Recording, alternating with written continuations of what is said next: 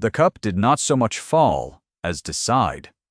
It tilted in Eleanor Ashe's gloved fingers in the long gallery of Wexford Hall on the second afternoon of the Christmas gathering, and the amber tea inside it leaned the way a held breath leans before it is let go.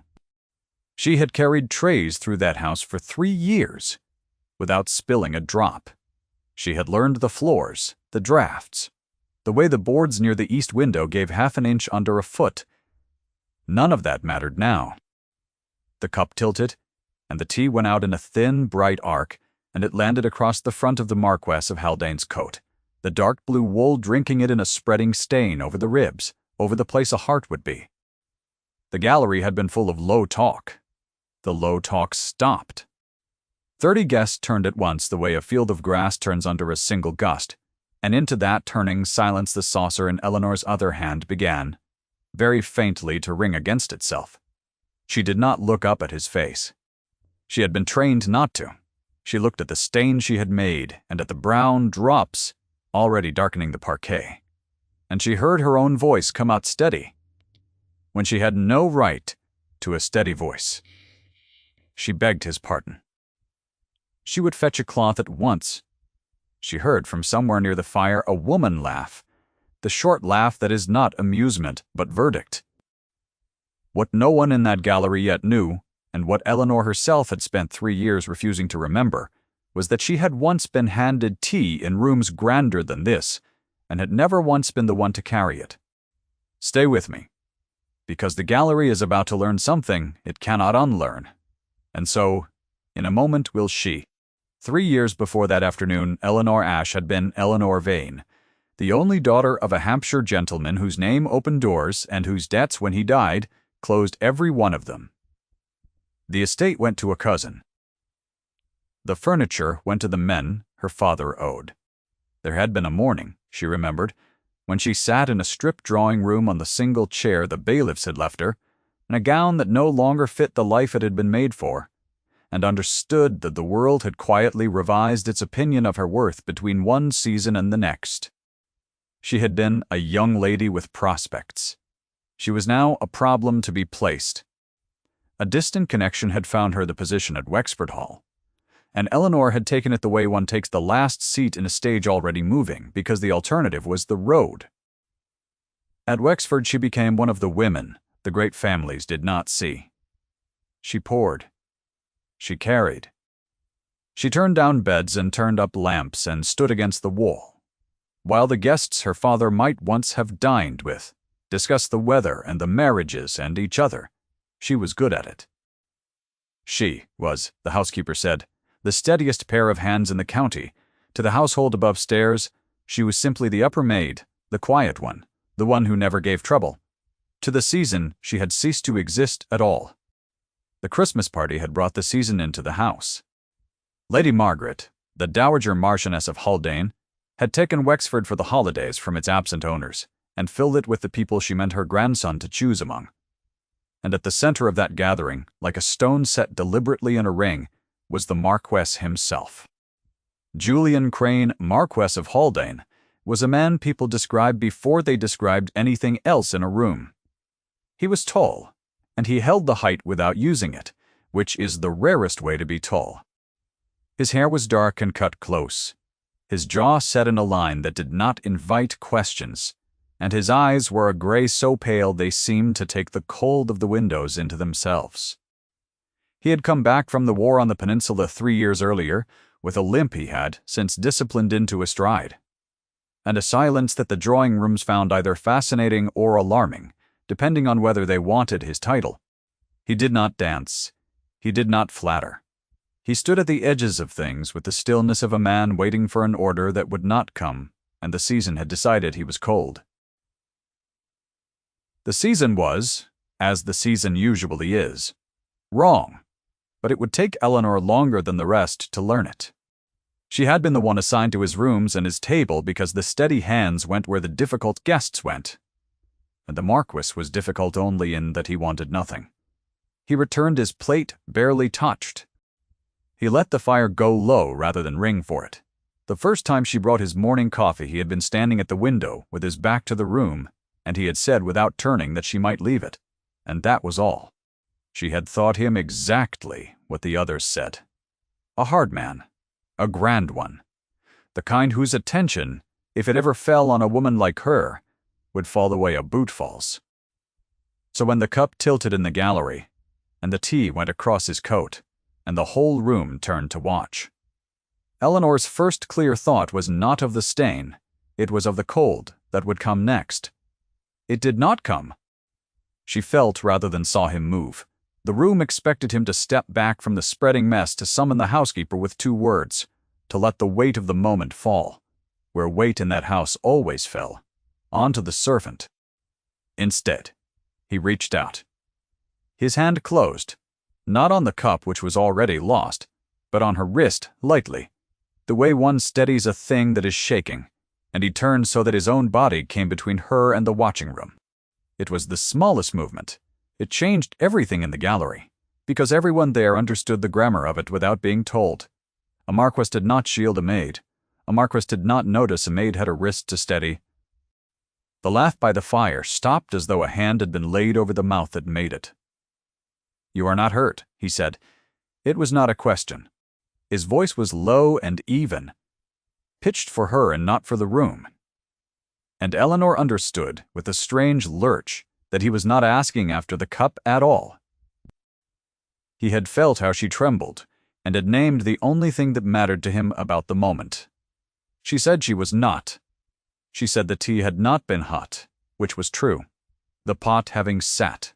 She said again that she would fetch a cloth, and she heard her own voice thin at the edges, and she made herself meet his eyes because a coward could not look up, and she had decided, 3 years before in a stripped drawing-room, that whatever else she lost she would not be a coward. His eyes were not cold. That was the thing she could not account for. Standing there with the ruin of her steadiness in her hands. They were grave and tired, and they were looking at her as though she were a person and not an accident. And for one instant, something moved behind them that she had no name for and would spend a long while pretending she had not seen. Then the dowager arrived, and the moment closed like a fan. Lady Margaret came down the gallery with the unhurried certainty of a woman who has never in her life had to hurry, her gray silk whispering, her rings catching the window light. She took in the stain, the maid, the grandson standing too near the maid, and she assembled from these the conclusion her world required. She did not raise her voice. She never raised her voice. She said to no one and to everyone that good help was so very hard to keep, and that some girls were simply not made for service, however charitable one tried to be in taking them on. A pretty enough creature, she added, with a small smile that took the warmth out of the word, but clumsy. One can always tell the ones who were spoiled before they fell. They never quite learned to carry their own trays. It was said as an aside, to the woman beside her, in the carrying voice that means to be overheard. Eleanor felt the words land and stood very still under them, because stillness was the only dignity left to a maid in a gallery full of guests, and she had grown expert at it. She gathered the cup and the saucer. She did not look at the Marquess again. She walked the length of the gallery with her back straight and her face composed. And she did not let the trembling reach her knees until she had reached the green baize door and was through it, alone, in the cold passage where no guest ever came. There she stopped, and pressed the cool cup to her own cheek, and breathed. She told herself it was nothing. A great man had been kind in a careless way, the way a man might right a chair he had knocked. It meant no more than that. She had survived 3 years by not mistaking kindness for anything that could be taken from her later, and she was not going to begin mistaking it now over a wrist and a low voice and a pair of gray eyes that had looked at her too long. Her wrist, though, where his hand had been, was still warm. The passage was cold, and her wrist was warm, and the body keeps its own accounts, whatever the mind decides to enter in the book. The house above her went on with its afternoon. The guests took their tea elsewhere, and the Marquess of Haldane, who had said perhaps 200 words since arriving at Wexford, stood for a long moment looking at the green door through which the maid had gone, and then turned and asked the footman, in a tone that allowed no curiosity, what the girl's name was. The footman did not know. Few people knew. The question had been asked, however, and questions, once asked, do not go back into silence. Eleanor's days at Wexford had a shape, and the shape did not ordinarily include the Marquess. She rose before the house. She carried coal and water up the back stairs while the guests slept. She had her duties in the morning rooms, and her duties at the table, and, in the few hours the house released her, she had the small thing she had kept of her old life, which was a child. The child was not hers.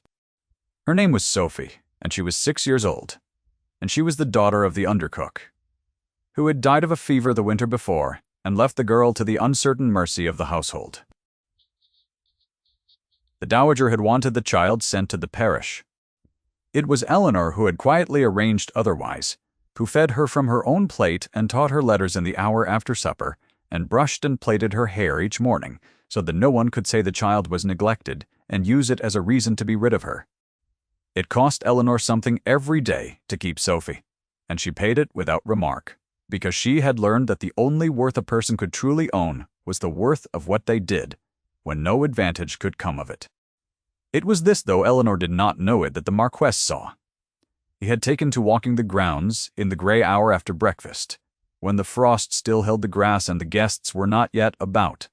On the third morning after the gallery, he came around the corner of the kitchen garden wall and stopped, because there on the cold path, kneeling in the wet, was the maid from the gallery. She had a child against her, a small girl crying the helpless, ugly way children cry, and she was holding the child, and speaking to her too low for him to hear, and she had taken off her own shawl, and wrapped it around the small shaking shoulders, though the morning bit, and her own arms were bare. He did not announce himself. He stood at the corner of the wall, half in the shadow of it, and he watched. The frost had silvered the box hedges, and lay in a white rime along the top of the wall, and the maid's breath and the child's came up together in small clouds that the cold pulled apart. He watched her wipe the child's face with her thumb. He watched her settle the shawl and tuck it, and produce from her apron a heel of bread she had plainly saved from her own portion, and he watched the child take it, and the crying stop. He watched the maid kiss the top of the small head with the unthinking ease of long habit, and he watched her get up, her knees dark with wet, and take the child's hand, and lead her in toward the warmth, and not once in any of it had she known she was seen. The Marquess of Haldane stood a long time at the corner of the wall after they had gone. The path where she had knelt held the dark prints of her 2 knees in the wet gravel, and the cold came up through his own boots, and he did not move out of it. A blackbird went over low. Somewhere in the house, a shutter was opened, and a maid began to beat a hearthrug against the morning, and the ordinary sounds of a great house waking went on around him, while he stood where the wall met the garden, and tried to remember the last time he had seen anyone do a kind thing for no reason a ledger could record. What he was remembering, he told no one. He had had a child once. Son, born the 2nd year of his marriage, who had lived 11 months and then had not, and a wife who had not long outlived the boy. And the Marquess had come back from the war to 2 graves and a great cold house, and the settled conviction that he had been somewhere he should not have been while the only 2 people who needed him died without him. He had not spoken of it. There had been a portrait of the boy begun and never finished, and it stood now with its face to the wall in a room at his northern house that he kept locked. And there had been a small wooden horse, painted red, that he had carried in his coat through 2 campaigns, and could not now look at and could not throw away. He had not spoken of it. He had buried it as deep as a man can bury a thing, and built over the grave of it the silence the drawing rooms found so fascinating. And he had arranged his life with great care, so that he would never again be in a position to fail anyone, which is to say he had arranged to need no one and be needed by no one, and he had believed himself successful at it until he came around a garden wall and saw a woman give her own shawl to a child who could do nothing for her in return. Once near the midpoint of this story, I will ask you to remember one thing, and it is this: a man who has decided never to feel anything again is not cured by being shown something beautiful. He is only made to understand exactly what his decision has cost him. That is harder. Now, back to the cold garden and the man at the wall. After that morning, the Marquess began in ways no one could have proven to be where Eleanor was. He took his coffee in the morning room she cleaned and stayed while she worked, saying nothing, reading the same page of the same book for an hour. He came down to the library at the unfashionable hours. She had it to herself and found her dusting the high shelves, and remarked once, levelly, that the steps she stood on were unsound, and that she was to use the other set. End quote. It sounded like an order. She took it for one. She did not understand for some days that he had had the unsound steps quietly mended. He spoke to her in short, flat sentences that other people would have found cold. "Sit down before you fall down," he said, when he came on her grey-faced, after a night spent up with the feverish child. "Eat that," he said, pushing toward her untouched the plate that had come up for him.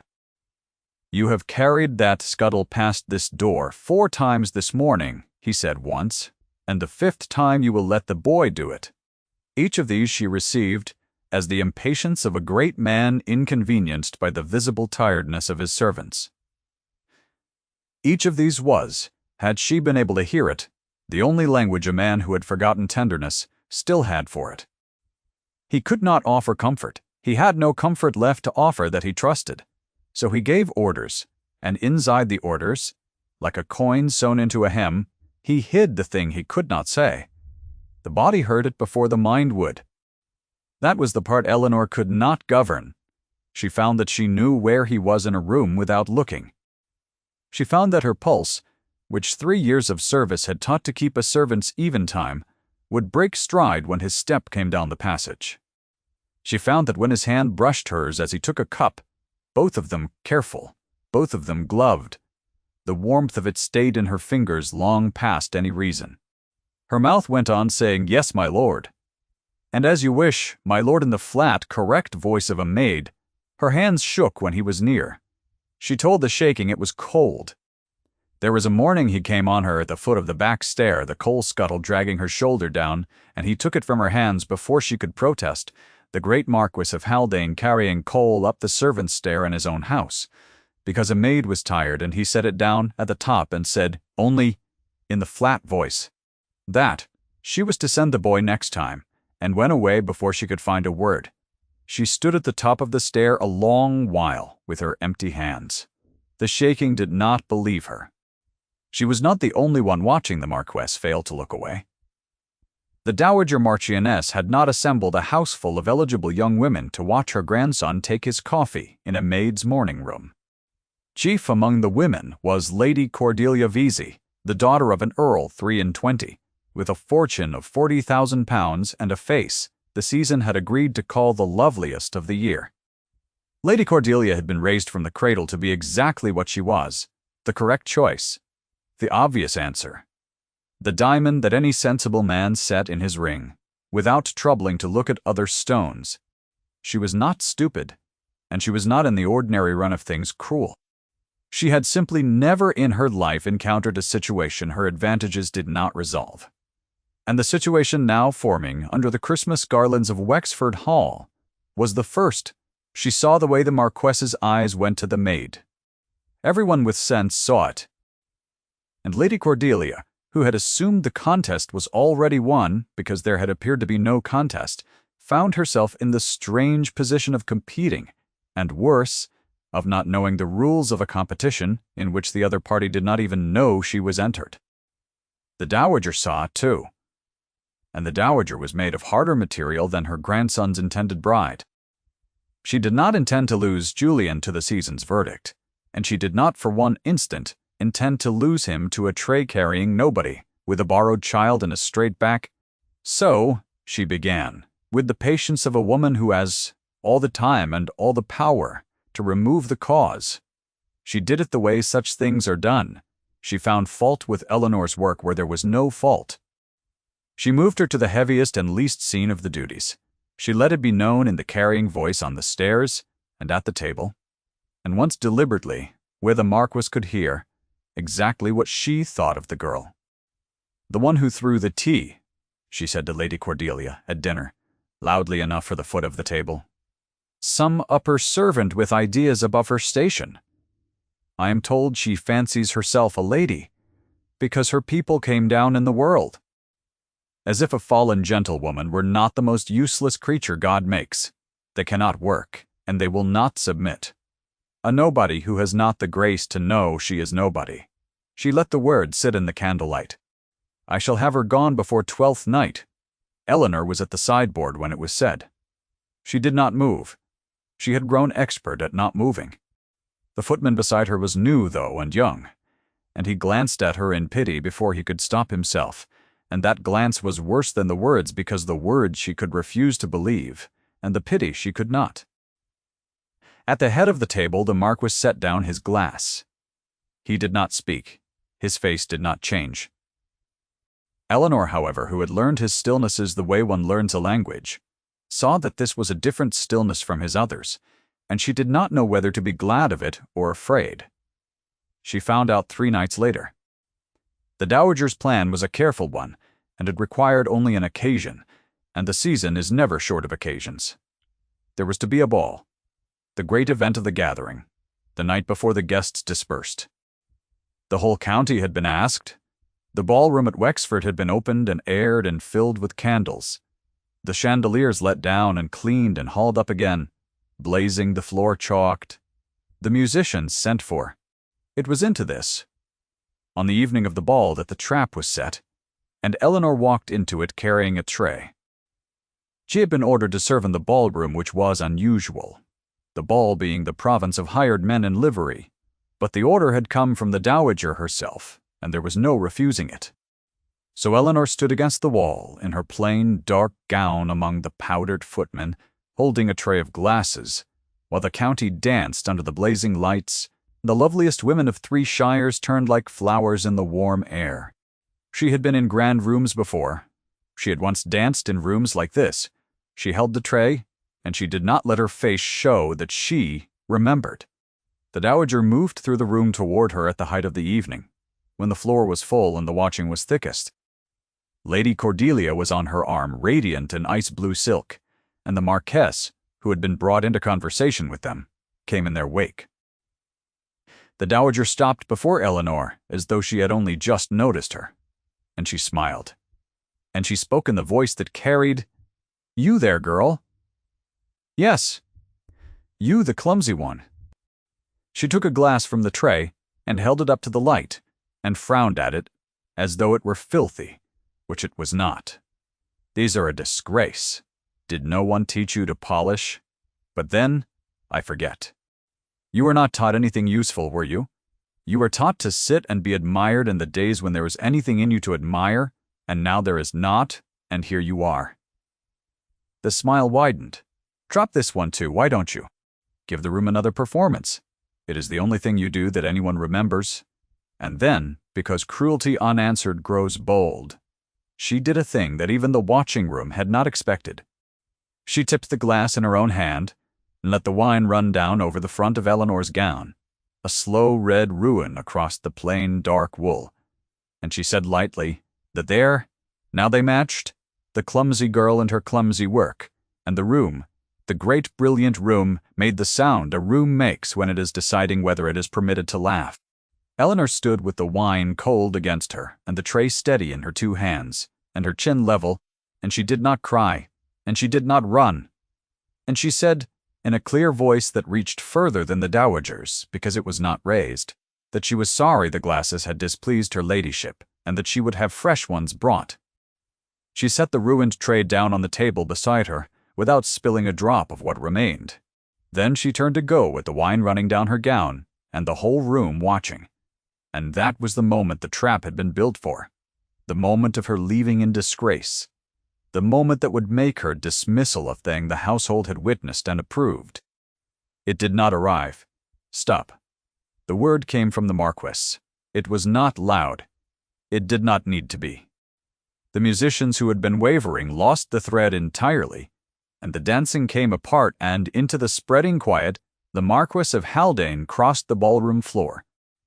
He crossed it the way he did everything, without hurry and without a wasted motion. the disciplined stride that had once been a limp, carrying him straight through the center of the room where everyone could see. And he did not stop until he stood before Eleanor, between her and his grandmother. Exactly as he had stood between her and the room in the gallery on the first afternoon. He looked at the wine on her gown. He looked at the glass still in the dowager's hand. And the whole assembled county held its breath, because a Marquess, crossing a ballroom to stand beside a wine-stained maid, was a sentence that could only end one way, and no one in the room could guess which way that was. He took off his coat. In the absolute silence of the ballroom, the Marquess of Haldane removed his dark blue evening coat, the coat that proclaimed his rank in every line of its cut, and he settled it around the shoulders of the maid in the ruined gown, over the wine and the plain wool and the straight unbowed back, the way a man wraps something he means to keep from the cold. Then he turned to face the room, with Eleanor at his side wearing his coat, and he spoke, and his voice was level, and it carried into every corner of that blazing room. "This is the woman I intend to marry." He let the silence have it. 6 words. He did not explain them, and he did not soften them, and he did not look to his grandmother for leave. He let them stand in the candlelight and the held breath, and beside him, Eleanor went very still, the way a person goes still when the ground they have stood on for 3 years is suddenly revealed to have been something else entirely. The dowager's hand opened. The glass she held did not fall, quite, but her fingers lost their certainty around it, and for the first time in the memory of anyone present, Lady Margaret, Dowager Marchioness of Haldane, was seen to have nothing to say. Her mouth moved on the shape of a word, and no word came. Beside her, Lady Cordelia had gone pale, but it was not, the watchers noted afterward, the pallor of mere wounded vanity. She was looking at the Marquess and the maid with the dawning expression of a woman who has just understood that she had been competing for something she would never have wanted on these terms, and who finds, to her own surprise, that the understanding is a relief. It was Lady Cordelia who broke the silence, and she broke it in the way that turned the room. She stepped forward and she inclined her head to Eleanor, a small, precise bow of one gentlewoman to another. And she said clearly that she wished them very happy, and that she for one had always thought the loveliest thing in any room was a person who behaved well in it. Then she stepped back, and the thing she had done rippled outward because the season takes its cues from its leaders, and Lady Cordelia was one, and where she bowed, the room could not sneer. "Julian—" The dowager had found her voice, but it had lost its carrying confidence, and it came out lower and faster than she meant. "You cannot. You do not know what she is. She is a servant. She is nothing. She is a fallen, fortuneless, friendless nobody. And you will make yourself the joke of the season. And I will not permit it. I will not. You will not need to permit anything." The Marquess did not raise his voice to cover hers. He let her run down against his quiet, the way water runs down against stone. "Her name is Eleanor Vane. Her father was a gentleman. She has kept a motherless child alive on her own portion for a year, in a house that wished the child dead, and she has done it, asking nothing, and she did not know. I saw. I have spent 3 years among people who would step over a dying child to reach a better seat at dinner, and I came here to choose a wife, from among them, at your request, and I have chosen." He looked at his grandmother then, and what was in his face was not triumph and not cruelty, but something almost gentle, the expression of a man setting down a weight he is glad to be rid of. "You taught me what I owe my name. I am paying it now. The name goes to the worthiest person in this house. I have found her. She was carrying your tray." There was a sound in the room then, a low, warm murmur that began near the musicians and spread, the sound of a crowd, discovering it agrees with something, and the dowager heard it, and understood that the verdict of the season, which she had spent her life commanding, had been taken out of her hands. She did not crumble. She was made of too hard a material for that. Instead, she stepped back, and she let her grandson have the floor, and in the stepping back, There was the whole of her defeat, quiet and complete, and witnessed by everyone whose witnessing she had ever cared for. Eleanor had not moved through any of it. She stood in the Marquess's coat with the wine cooling under it, and her heart going like a bird against a window, and when the worst of it had passed, and the room had begun, cautiously, to breathe again, she turned to him, and she spoke too low for anyone else to hear. She asked him why. It was the only question she had. Not whether he meant it, she could see that he meant it. But why? Why her? Why this? Why a man could cross a room and end his own grandmother's reign and stake his name in front of 3 shires on a woman who had spilled his tea and worn his pity and never once been able to give him a single thing the world counted. The Marquess looked down at her. The grave gray eyes that the season had called cold were not cold at all, and had perhaps never been, and there was in them now the thing she had seen in the gallery on the first afternoon and spent weeks pretending she had not. When he answered her, it was not in the level command voice he used for the room. It was lower than that, and rougher, and it was the first wholly unguarded thing she had ever heard him say. "Because you gave the child your shawl," he said, "and you did not know anyone was watching. I have wanted nothing in 3 years. I came around the garden wall and I saw you, and I wanted to be a man who deserved to be in the same world as that. I have been cold a long time, Eleanor." Her name, in his mouth, was a thing she felt in her chest. "I would like, if you will allow it, to be warm. I am asking.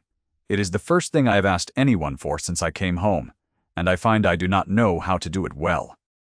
So I will only say that I have watched you carry a great deal that was not yours to carry, and I should like, for the rest of my life, to carry some of it instead." Eleanor Vane, who had not wept when she lost her father, nor when she lost her home, nor when a great lady poured wine down her gown in front of 3 counties, found that she could not answer him at all, because the only honest answer was in her face and in the hand that had risen without her leave, to rest against the lapel of the coat he had given her. She did not say yes with her mouth. Her mouth was not to be trusted in that moment. She said it the way the body says the true things, with the hand that stayed and the eyes that did not look away. And he understood her, because he had learned to read her in the same wordless grammar in which he had been speaking to her for weeks. He raised her hand from his lapel and held it, gloved in his gloved one between them, and neither of them moved to close the last small distance, because the room was watching, and because some thresholds are sweeter for being approached and not yet crossed. The wanting of it stood between them, named and unhurried, a promise with its own weight. He pressed her gloved knuckles once to his mouth, a touch a breath long, and let their joined hands fall between them, and that was all, and it was a great deal. The musicians, given no instruction, and unable to bear the silence, began, hesitantly, to play. They were married in the New Year quietly, the small church on the Wexford land, with the snow coming down soft outside the windows and a fire of applewood burning in the grate of the house after. The county that had watched the wine come down at the ball watched the wedding too, and pronounced it, on the whole, the most romantic thing that had happened in 3 shires in 20 years, which was how the season corrected its verdict, the way the season always does, loudly and as though it had thought so all along. Lady Cordelia came to the wedding and danced with a quiet baronet she had previously overlooked, and was seen to laugh more freely than the diamond of the season was generally permitted to laugh, and within the 12 months she had married the baronet and was, by every account, happier than her advantages had ever managed to make her. The dowager did not come. She sent, though, without a word of accompaniment, a small parcel, and inside it was a set of fine linen for the new household, and Eleanor understood the silence of the gift for what it was, which was the nearest a woman of Lady Margaret's making could come to laying down a weapon, though she would have died before admitting she had. Sophie came to the great house. There was no question of the parish now. She had a room with a window that looked over the park, and a governess in time, and she learned very quickly to call the grave Marquess by a name that was not his title, and he answered to it, which astonished the household more than the wedding had. On the first evening of the new life, when the guests were gone and the snow had thickened on the sills and the great cold house had begun, room by room, to learn to be warm, Eleanor went looking for her husband and found him in the small parlor at the back, the one no one used, sitting by the fire with the child asleep against his side. He had a book he was not reading. The ample wood snapped and threw its sweet smoke up the chimney, and the snow fell past the dark glass, and on the low table beside him, where he had set it down, was a thing Eleanor had not seen since the day she came to Wexford. It was the shawl. Her shawl, the one she had wrapped around Sophie in the cold garden, the plain gray wool of it, mended in one corner where the child had caught it on the wall. He had kept it. Through the weeks of his silence and the night of the ball and the wedding and all of it, he had kept the shawl. And he had it now folded on the table by the fire like a thing of value, like the one object in a great house full of objects that was worth the keeping. Eleanor crossed the room and sat down beside him, on the side away from the sleeping child. And she did not ask him about the shawl, because she found she understood it without asking. She rested her head against the shoulder of the man the season had called. Cold. The fire burned. The snow came down. And somewhere above them the great house settled into its timbers for the night. Warmer than it had been in 3 years, around the 3 people who had, against every verdict the world had rendered, found their way to its hearth. The shawl stayed on the table by the fire. She never put it away. Thank you for staying to the end of Eleanor's story. If a moment in it stayed with you, I would be glad to know which one. And then, like all of us, go and be warm.